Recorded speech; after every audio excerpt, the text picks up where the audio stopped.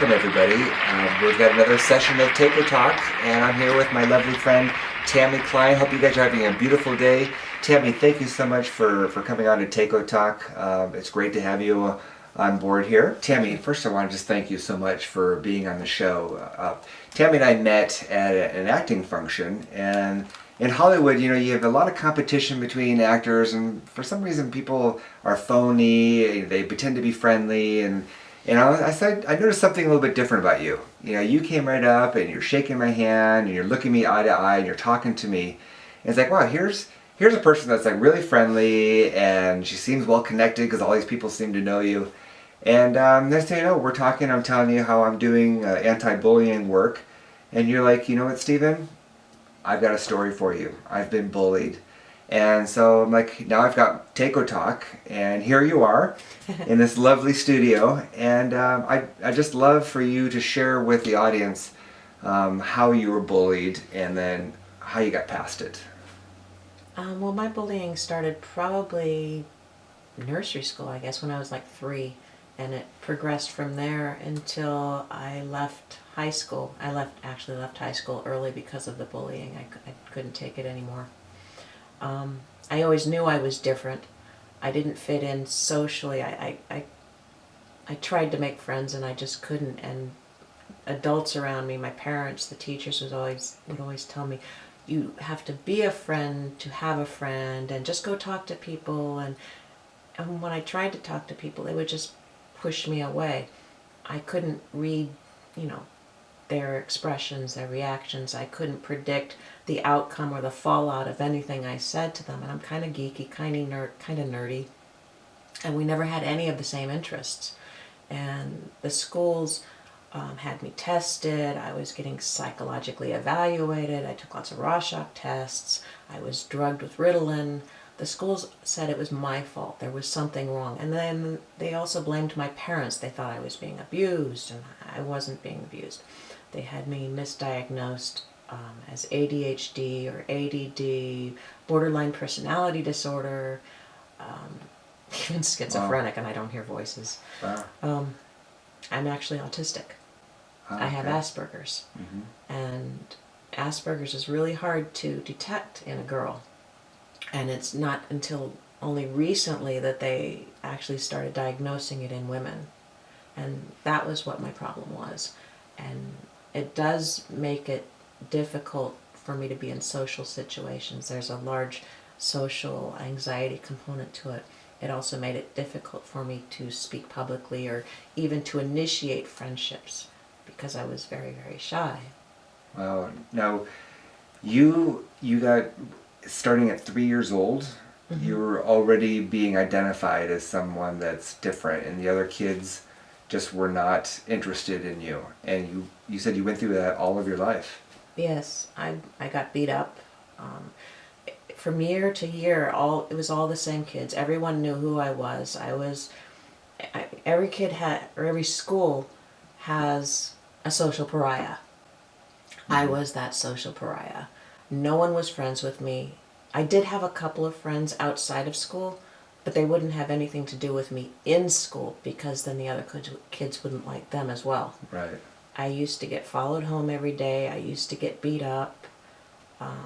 No one would sit next to me on the school bus if the bus was full and I got on the bus and tried to sit down on a seat, the other kids would slowly start edging me off the seat till I was standing in the aisle. And then the bus driver would yell at me and say, sit back down. I said, I'm trying, but nobody will let me sit down. And it was always my fault. Right. Wow. So it's like you were the troublemaker. I was the troublemaker. Well, everybody's parents were on the PTA. And so they all said, hey, it's her fault. Now, at what age did you finally get diagnosed correctly? It was in 2009. 2009. Yeah. Wow. So all through school, you're put on drugs and you're misdiagnosed. How as a little girl and as a teenager, how did you cope? Did you have some of these feelings like other kids we've talked to that have had suicidal feelings, or they're just so lost? I mean, how did you get through those years? some people have cut themselves, some people have just done, bad things, and some have turned to drugs. Not the Ritalin type, but I mean, cocaine and, whatever, bad drugs. And then, and other people have just turned to, very negative lives. And yet here you are still alive today, a beautiful woman who is an actor, who had no problem coming up to me at this function and introducing yourself and shaking my hand and making eye contact. When did this transformation happen? How did you make it through? How did you live through all this? And yet here you are today. That's a lot of questions. Well, when I was a kid, I escaped into my fantasy world. That's how I dealt with it. I was heavily into science fiction, and I read Arthur Clarke and Isaac Asimov, and I loved Star Trek and Space 1999, and that was my escape to place, because they gave me a vision of a future that I thought where everyone was equal and everybody was part of something and belonged to something and everybody was good to each other.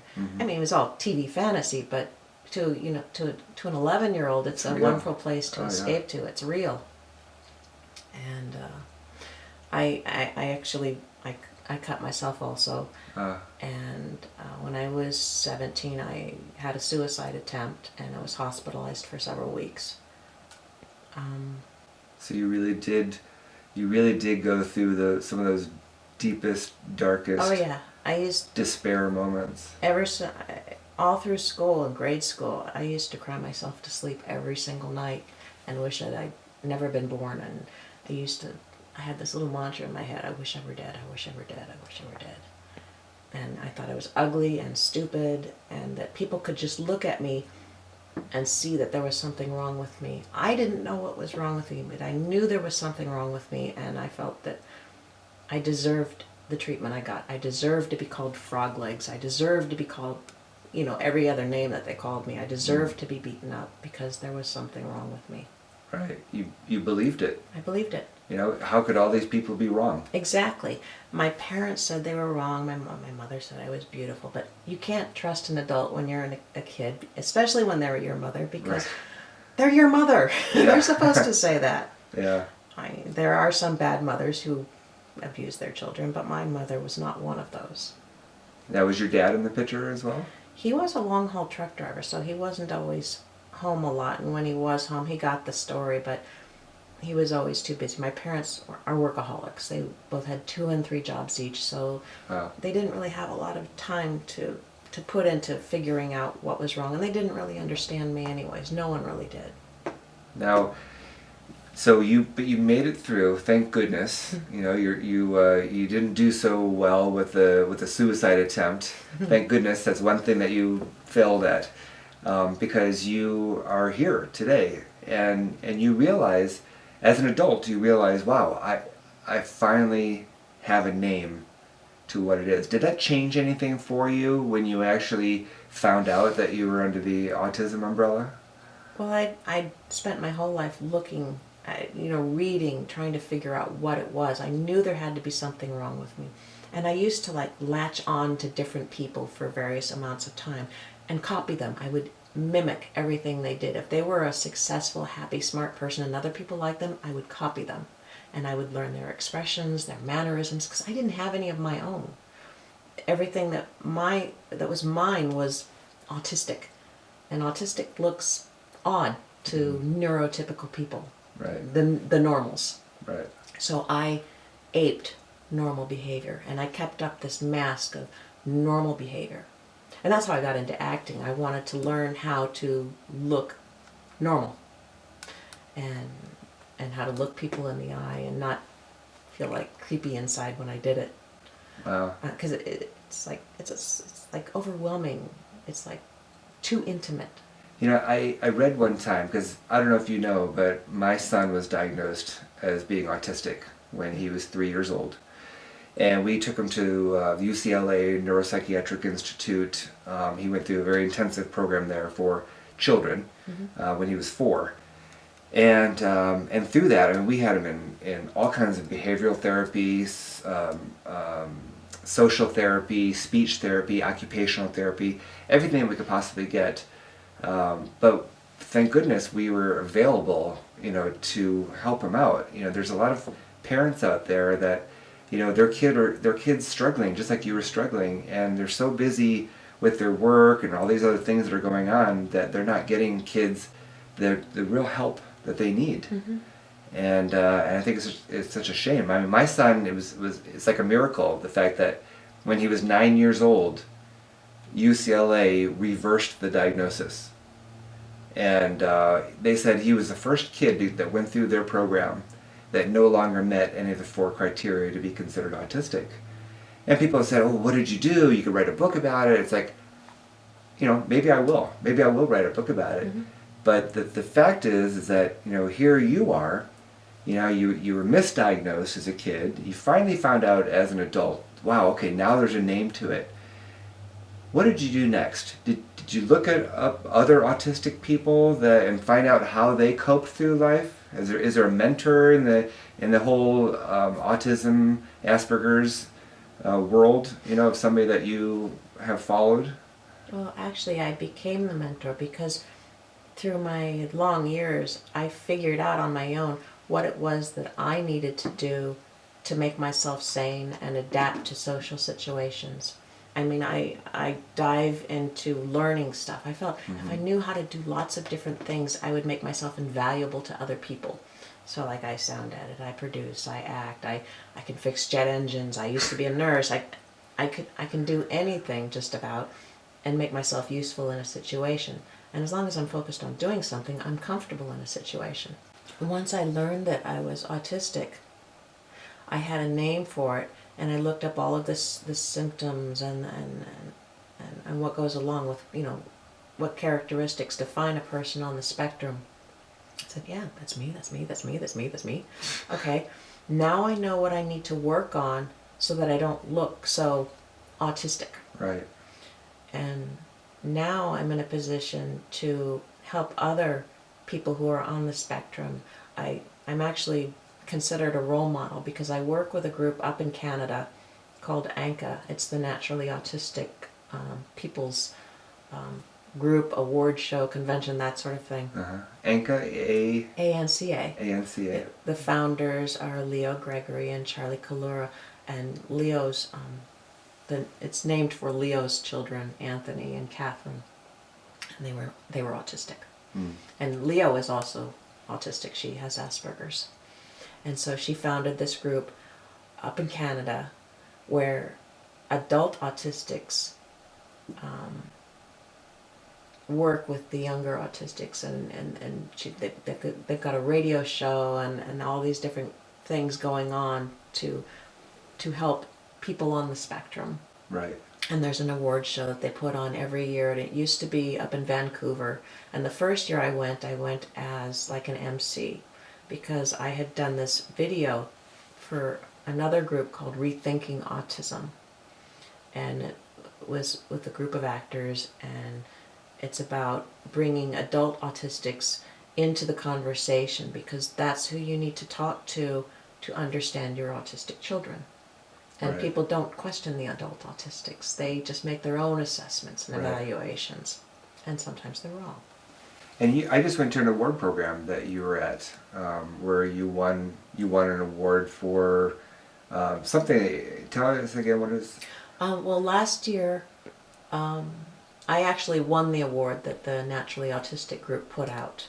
Because the first year I emceed the show, this last year I actually won the award in the performing arts category. Okay, good. And so while I was up there, I got my award, but I additionally got a commendation from Mayor Garcetti, one from a governor in Canada. And in fact, I ended up with all these, like a stack of commendations from all these different governors and provincial mayors up in Canada.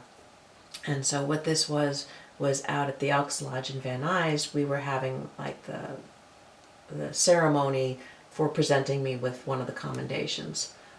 Another one was from Mike Antonovich, and then the Garcetti one as well. Now you've mentioned that you are a mentor for autistic people. Mm-hmm. You've helped a lot of people. We've got to wrap up the show right now, but I want to reach out to all the audience. How can people get a hold of you? How can people who are autistic, or maybe some parents of autistic children that are struggling right now and they don't know where to turn, and they're cutting themselves and thinking about suicide, and nobody understands them, and yet you're like this beacon of light, somebody that's been through there, somebody that's survived it, and how can they reach out to you? How can you help them? Well, one, I'm on Facebook, Tammy Klein.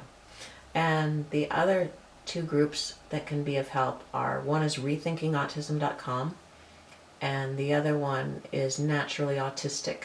That's the group up in Canada, and they're international now. Our next award show is actually going to be in Scotland this October. Okay. And it's for autistics all over the world. Great. So thank you very much for being on the show. I appreciate it. Thank you for having me. You bet. There are so many people out there that are autistic, Asperger's, that are just kind of going through life, and they don't know where they're headed. They don't know why they're different, and they don't quite understand it. Fortunately, as a mature woman, Tammy is now able to look back at all the problems that she had as a kid. She survived, and she's able to help kids now, and help adults. A lot of adults that are struggling with all the abuse and the neglect and the bullying that they had endured all their lives. And wouldn't you say that when you're bullied like that, it really damages your self-esteem? Yes. Yeah. So anyway, so thanks again so much for being on the show. I appreciate it, you guys. Check out the websites that Tammy mentioned, and tune back for more anti-bullying work here at Tako Talk. Have a great day.